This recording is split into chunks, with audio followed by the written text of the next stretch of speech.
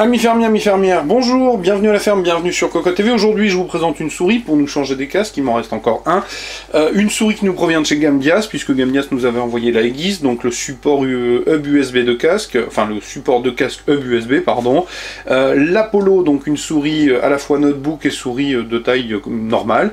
Et la DES qui propose la possibilité de changer les parties latérales. Donc on a vraiment des souris que je qualifierais de modulaires. Ce qui peut être bien quand on ne sait pas quel est son type de prise en main. En ce qui me concerne, j'en vois pas forcément l'intérêt, mais depuis le temps que je manipule de la souris, je sais quel est mon type de prise en main, donc je me tourne pas vers les souris qui ne me correspondent pas.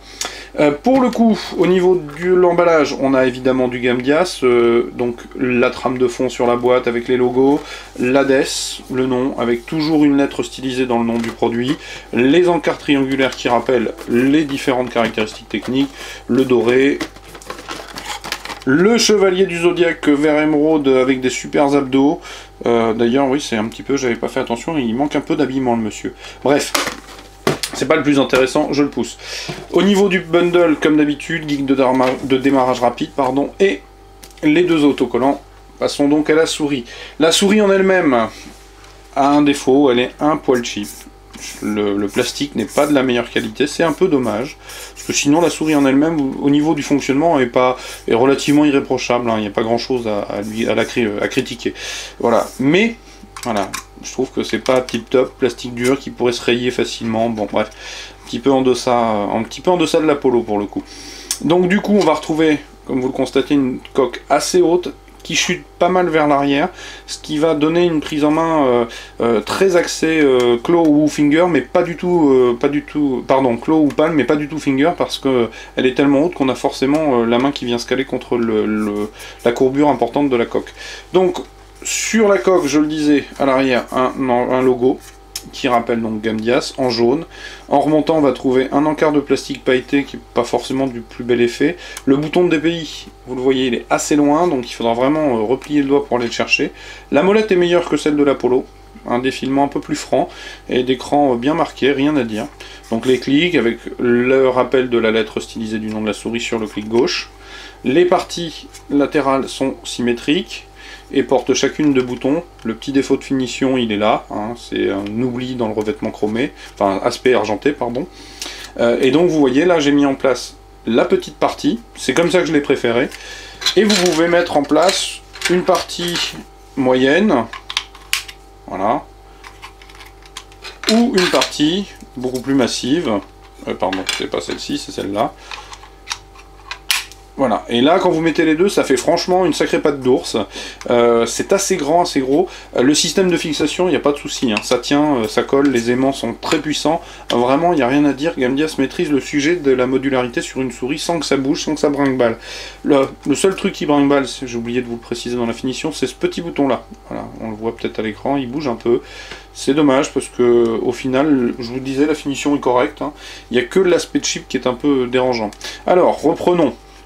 En dessous, deux tout petits patins, le capteur. Le capteur est un 8200 dpi, mais je n'ai pas d'indication à savoir si c'est la Vago 9800 ou pas. Le câble est tressé, hein, je vous présente pas, il est branché à la machine, avec un USB plaqué or, USB lui aussi marqué du logo de Gamdias. Donc, moi, je vous l'ai dit, au niveau de la prise en main, elle est ambidextre, c'est plutôt sympathique. Hein, nos amis les gauchers sont souvent oubliés.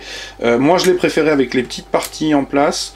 Au pire, les moyennes, mais les grandes sont vraiment très grandes, ça élargit énormément la souris. Bon, voilà. Après, est-ce que ça peut être judicieux? Ça peut permettre de faire un côté fin, un côté plus large. Voilà, j'ai pas testé toutes les possibilités offertes par la modularité de la souris, mais ça peut être une bonne idée pour celui qui ne sait pas trop où il en est. Au niveau du tarif, on est sur quelque chose à 59 €, mais que l'on trouve encore une fois, comme pour l'Apollo, bien moins cher en cherchant sur le net. Que vous apprendre au niveau des caractéristiques techniques qu'elle embarque, donc un fameux 8200 dpi pour lequel je n'ai pas d'informations, que le pooling rate est à 1000 Hz, qu'elle embarque une puce mémoire de 256 kg, que 7 boutons sont programmables, etc. etc. Je ne m'étends pas. Elle est exploité par le soft ERA, je vous en ai parlé lors de la présentation de l'Apollo, donc c'est un soft un peu usine à gaz type Rocat. Il y a beaucoup de choses, on peut faire beaucoup de choses, vous pouvez faire des macros en jouant avec les axes X et Y, des DPI, etc. Par contre, il faudra vraiment, c'est un peu comme Bloody, hein, il faudra vraiment mettre les mains dans le cambouis pour en sortir toute la quintessence, parce que c'est pas en un claquement de doigts que vous allez maîtriser le logiciel. La preuve en est, c'est que même moi, à certains aspects, je tâtonne. Et comme pour l'Apollo, vous pouvez affecter des sons au clic, des comptes à rebours, ce qui fait que dans des jeux de type RTS, le compte à rebours, ça peut être pas mal. Bref, il y a pas mal de choses à faire. Vous avez aussi un onglet Muscle Memory, je crois, donc il s'agit de se donner bonne conscience, hein, c'est-à-dire qu'il va comptabiliser le nombre de clics droits, le nombre de clics gauche, etc. Le nombre de kilomètres que vous aurez fait avec la souris. Au niveau de la glisse, elle paye un peu le prix des petits patins, mais ça glisse bien. Bon, mais voilà, Bloody est largement devant avec ses patins à lui, il n'y a rien à dire par rapport à ça. Donc ça glisse plutôt bien, mais c'est pas sans être phénoménal, voilà. Donc une petite souris qui paye un peu son aspect chips, je trouve ça dommage. Intéressante parce que au niveau de la prise en main, elle est plutôt confortable. Pas finger pour dessous, hein, ça on est bien d'accord. Mais bon, une souris qui est intéressante sur le fond. Après, hein, évidemment, Gambias a son trou à faire avant d'avoir la légitimité de certains autres. Hein, donc bon, en tous les cas, il s'agissait de la Gambias Hades sur Cocotte TV. Je vous invite à venir lire le test écrit qui paraîtra sur cocotteland.com incessamment, pardon, j'étais en train de me tromper de mot. Et je vous souhaite une très bonne journée en notre compagnie et je vous dis au revoir.